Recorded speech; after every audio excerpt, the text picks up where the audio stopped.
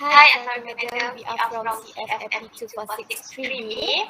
So I will start first. Okay, before I start, um, did you guys know that local business will invest nearly 70% of their profit back into the local economy as opposed to chain business that only invest about 43%? Did you guys know? Don't know, right? So that's just one of the many reasons why it's so important to support local business in our community. So when local business succeed, communities thrive. So therefore, it's important to support local business as much as possible. The last few years have been proven to be very difficult, not only for us, not only for Malaysians, but the entire population of the world because of the COVID-19 pandemic. So many businesses were forced to close or lay off some of their workers. They have to close their business, and some of them survived but had to choose for work from home options. Despite all this, small to medium business are popping up from everywhere. Mostly they are selling their products online because of the current restriction. So from food to local produce to daily necessities, we can find it all through online platform or in our community. So to help them get enlightened and support our local products, I am Nur Alia. I am here to explain to you all about some good benefits of why we should buy from our next door neighbor. Or in the other word, the importance of supporting local product. So in such a competitive world, supporting local business is the best course of action where every transaction is valuable to them. So every time we buy something from seller, the transaction make them happy. So when considering spending our hard-earned money on dinner or on something like a gift for the neighbor, I think we should consider the advantages of turning to self-employed small business in our community. When we as customers that support local business owners, I think we will enjoy more advantages that we cannot get anywhere else. For me as a consumer, like to shopping, I think supporting local products is the best way for me because buying local goods also have many advantages for consumers as well as for the country. So when we buy local, we are supporting local families as well as the economic prosperity of Malaysia. It's up to you. It's up to us as a state to help our business community recover so our economy can thrive in the coming month. So, quote of the day, supporting local business production is so much healthier for people. It's better for the local economy and it's a lot of fun. I think that's all for me. I would like to pass this presentation to our next presenter Natasha. Thank you. Thank you, Alia. What a great and beautiful speech just now. Okay, I have a question for you guys. Have you ever suffered from a sleeping problem? Okay, thank you. Is the situation when in the morning you beg to sleep more, in the evening you are dying to sleep, and at night you refuse to sleep? There is a quote saying, "You are the biggest enemy of your own sleep." Why? Yes, because you're fighting with yourself every single time you lay in bed just to get a good and enough sleep. Hi, my name is Nur Natasha Minti Muhammad Issa, and I'm speaking here to tell you that similar to how we need water and food for survival, we also need sleep because it's a biological necessity. Chronic difficulty in falling asleep and staying asleep, or even both, can be defined as insomnia. Although insomnia is the most common sleep complaint, but I believe it's not a single sleep disorder. It's more accurate to consider it as a symptom of another issue, whether it be as easy as consuming too much caffeine during the day, and irregular sleeping time, or as complicated as feeling stressed out. When I was in high school, I always had a sleeping issue where I couldn't get a good quality and enough sleep. I struggle with poor concentration and easily forgetful, low energy, stress, irritable moods, and even decreases in productivity, which is very hurtful for me as a student back then. This is not to mention physically, it also got me puffy eyes and dark under eye circle, which really ruined my appearance. When I go to bed, I toss and turn, started to get anxious and feeling frustrated about not feeling asleep. And this is completely tiring. As I look back on my insomnia experience, sticking to a regular sleep schedule, avoiding consuming anything before bed, and also mindfulness meditation really helped me a lot in treating my insomnia. Thank you. I will pass to the next presenter, Mira.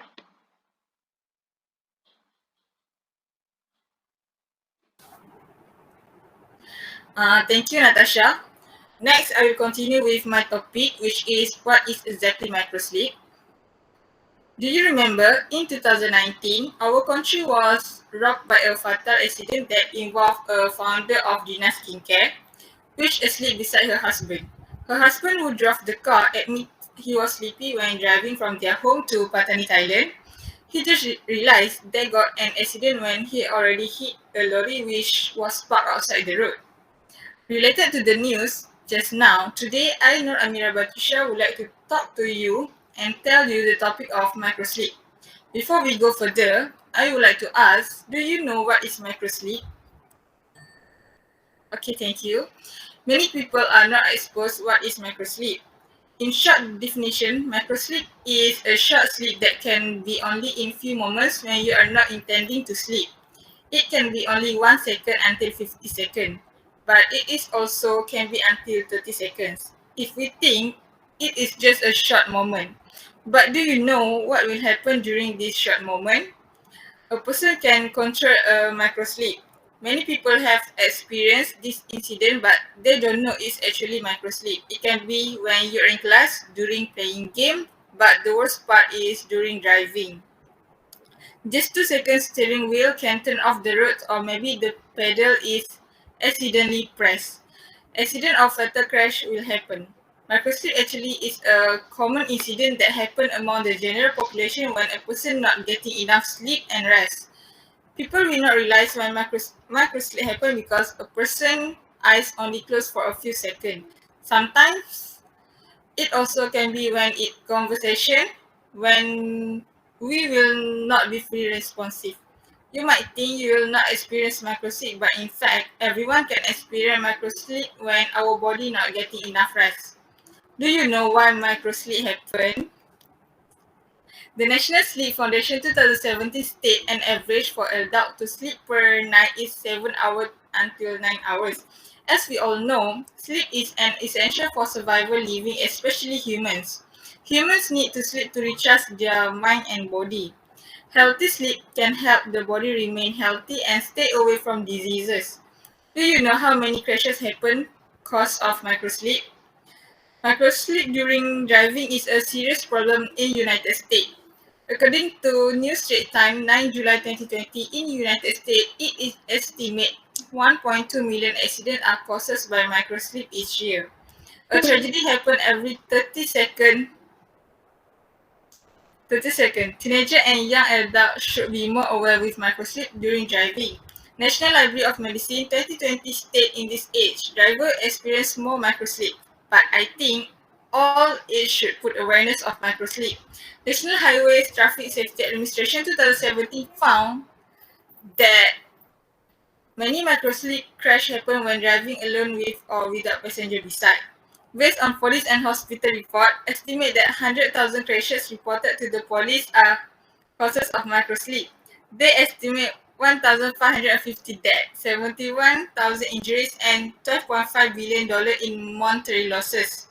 Cases of microsleep have increased across the world in number over this current year when humans are lack of awareness how to prevent and what are the causes of microsleep. That's all from me. Thank you. Okay, thank you, Amira Batisha. First, I want to ask you, each of you may have keeping a cat as a pet, right?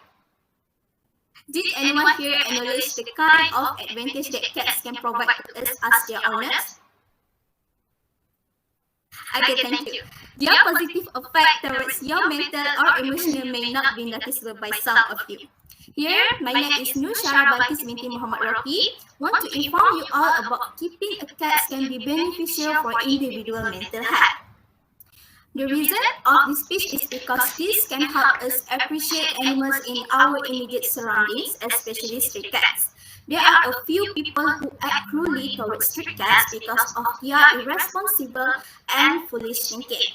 Understanding that cats have advantages for people can help people feel more responsible when they see animals because each animal's presence in our world has a significance. Every time I see a cat, my heart softens, possibly as a result of how stress-relieving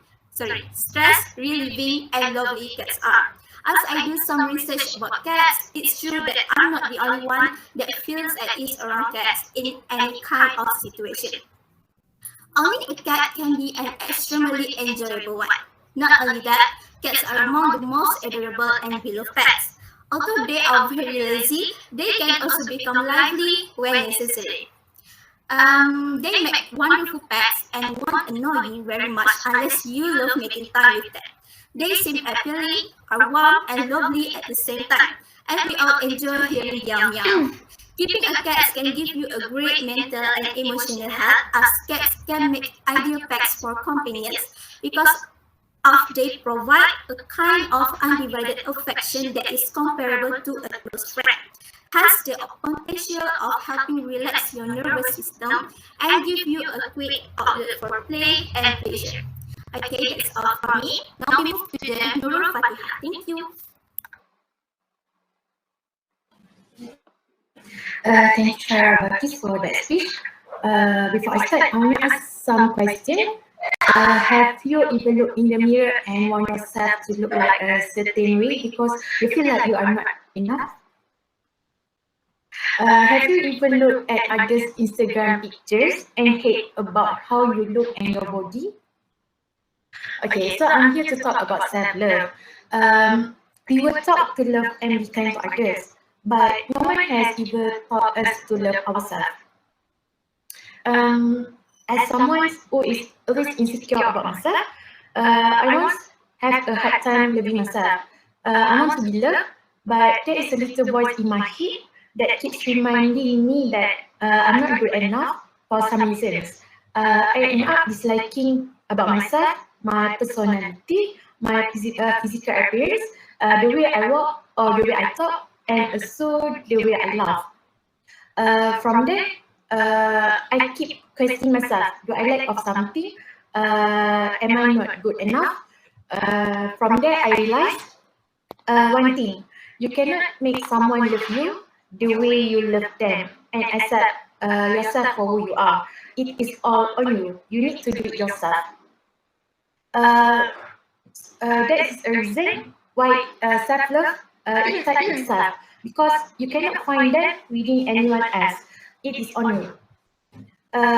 So I'm here, I want to inform you on behalf of the importance of self-love and how effective the practice of self-love. Because you cannot find true and everlasting love and happiness without loving yourself first. Next, I will continue with the next presenter. Thank you, Fatia. And now I will be presenting for my informative speech.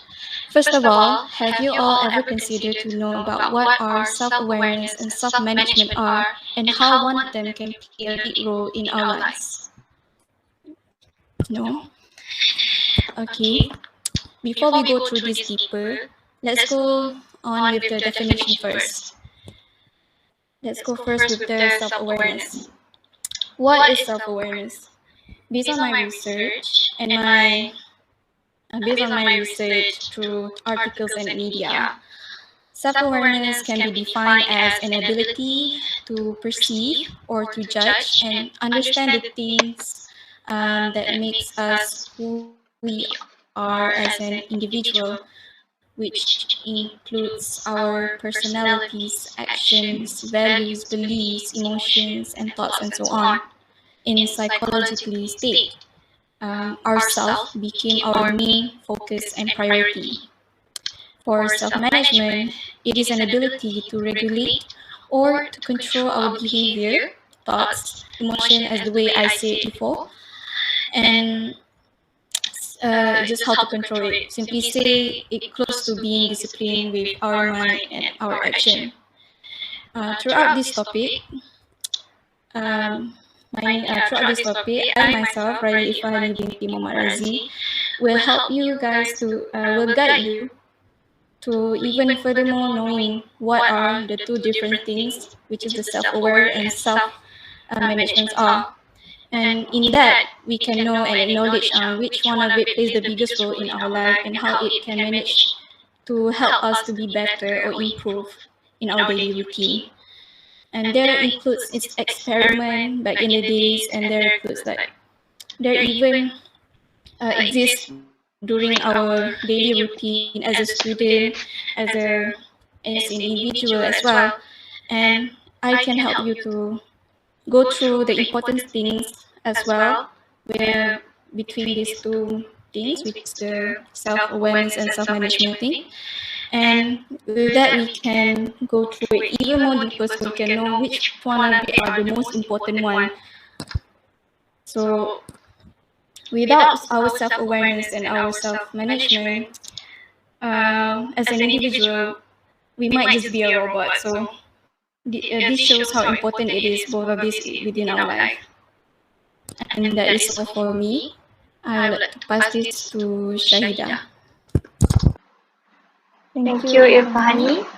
So, hi everyone, my name is Nur Shahida Ramli. My topic today is how do electronic devices affect children's minds? As you know, various electronic devices have been created as the technology helps us to be more productive, faster, and easier. The revolution of the technology have increased our knowledge with great tools and devices. For instance, computers revolution that are more portable with high quality and also multi-functional devices such as smartphones and smartwatch. However, children nowadays are more exposed to electronic devices. So, it is good or bad for children to be exposed with those devices. I deny that there are benefits for children to use electronic devices such as computers and smartphones.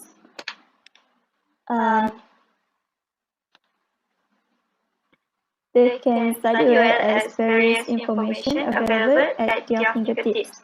We can easily find everything in our smartphones, but in my opinion, exposing the children to electronic devices has more bad effects to their way of thinking and act, plus the influence of various apps in the smartphones for children. Here are my reasons for that. First, they are inclined to follow most of the things that they see on smartphones. I think electronic devices are addictive and affect child's behavior, such as they become more aggressive with people around them. Also, for the children, the time management for the children are affected, as they have less time to go outside. Their health also can be concerning. And too much exposure to smartphone and computers could make them less concentrate and affect their learning.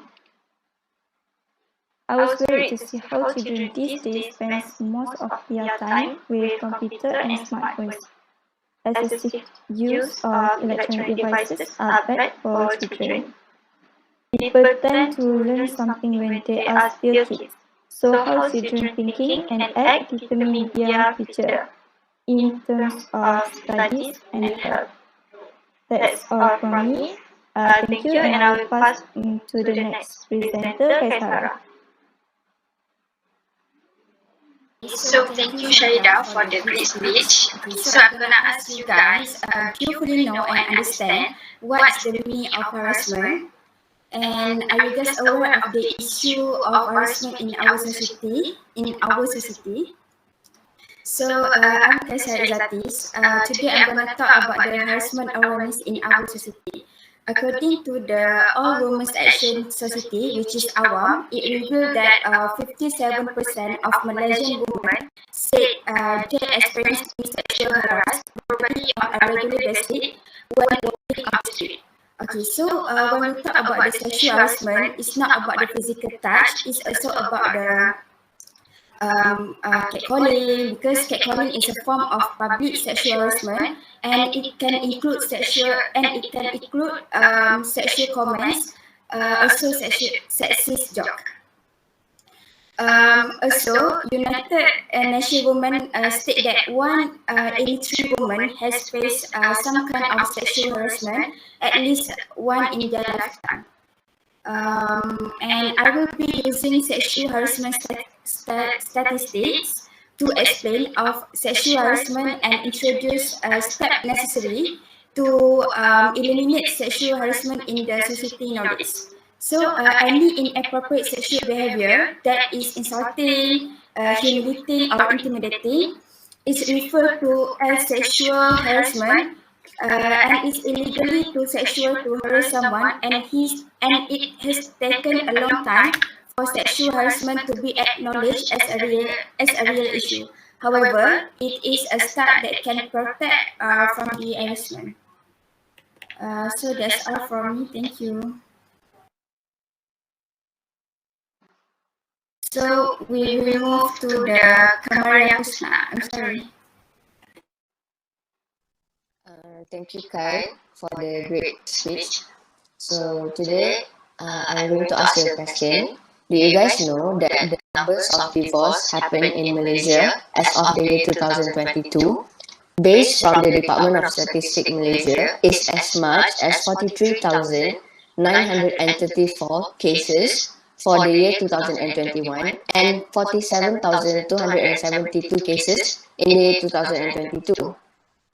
With the median age is 38 years old for male and 35 years old for female. With these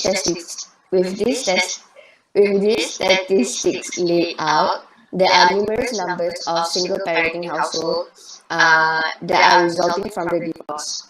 Hi, my name is Nur Kamara Sanadiyah Ashraf, and as someone who has experience with divorce within family, I am here to talk about the impacts of single parenting on both the parents and the effect on the children.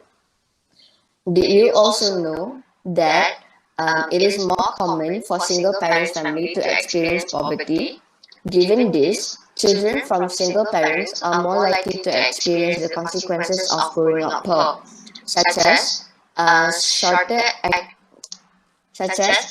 educational trajectory, where they will be exposed to less academic materials and are more prone to aggression, as the attention needed couldn't be provided by the parent. Speaking of which, most single parents experience severe burnout from carrying the responsibilities alone while juggling with the children and as the sole provider of the family.